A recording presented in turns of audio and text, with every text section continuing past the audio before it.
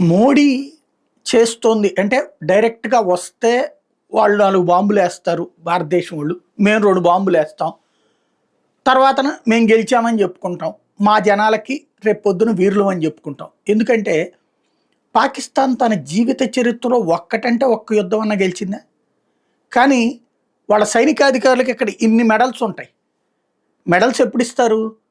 గెలిచినప్పుడు వాళ్ళకి మెడల్ ఇస్తారు. మరి అన్నిట్లో ఓడిపోయినోడికి మెడల్ ఇవ్వడం ఏంటో అర్థం కాదు. అన్నన్ని మెడల్స్ పెట్టుకు తిరుగుతారు వాళ్ళు. అంటే వాళ్ళు అట్లాగా అబద్ధం చెప్పుకు బతికేస్తుంటారు.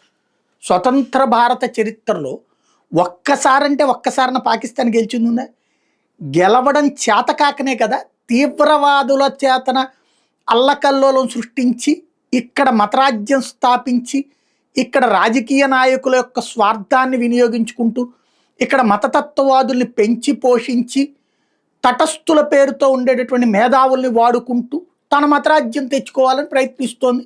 అది 100 ఏళ్ల యుద్ధం చేస్తాం, 1000 ఏళ్ల యుద్ధం చేస్తామని చెప్పింది. అంటే దశల వారీగా చేస్తామని చెప్పింది.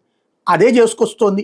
బెంగాల్లో సక్సెస్ అయ్యారు, కేరళలో సక్సెస్ అయ్యారు, ఈశాన్య రాష్ట్రాల్లో కొంత కంట్రోల్ అయింది ఇప్పుడు.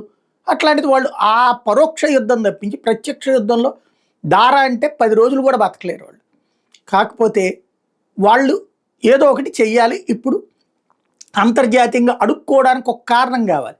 ఇప్పుడు మనం కనుక రోడ్ల పక్కన పిల్లల్ని చేతులు ఇరిచి కాళ్ళు ఇరిచి చెవుల్లో సీసం పోసి అది చూపెట్టి ఈ పిల్లలకి సాయం చేయండి అయ్యా అని అడుగుతారు చూడండి. అట్లాగా వాళ్ళ ప్రజల్ని చంపుతా, వాళ్ళ ప్రజలకు ఏదన్నా జరిగితే దాన్ని చూపెట్టుకుంటూ డబ్బులు సంపాదించుకుని బ్రతకడం అన్నటువంటిది అక్కడ ఉన్న పాలకులకి అక్కడ ఉన్నటువంటి సైనికాధికారులకి అలవాటు. కాబట్టి అట్లాంటి బ్రతుకులే వాళ్ళు బ్రతకడానికి ఇష్టపడతారు.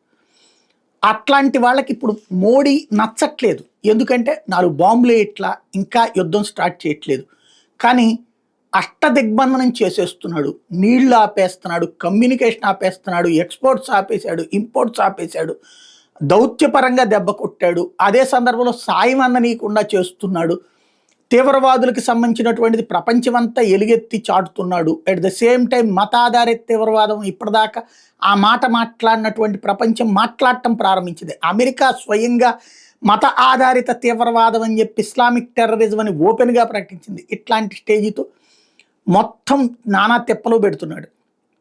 మోడీ ఏం చేస్తాడు అన్నది అర్థం కాక తలపట్టుకోవడం ఇప్పుడు పాకిస్తాన్ వంతవుతోంది. అక్కడ వాళ్ళ దేశంలో బెలూచ్ గొడవ, వాళ్ళ దేశంలో సింధు గొడవ, వాళ్ళ దేశం ఇమ్రాన్ ఖాన్ వర్గం గొడవ, వాళ్ళ దేశంలో ఉన్నటువంటి గిల్గిట్ బల్టిస్తాన్ ప్రాంతాల గొడవ, వాళ్ళ దేశంలో ఉన్నటువంటి తెహ్రీక్ ఇదల్పని పాకిస్తాన్ ఖైబర్ పఖ్తూన్వాలా చేస్తున్న గొడవ, ఇవన్నీ మోడీనే చేపిస్తున్నాడు అన్నటువంటి పాకిస్తాన్ నమ్మకం. కానీ అది వెళ్ళి ప్రపంచం దగ్గర చెప్తే జోకులైబాక అంటారు.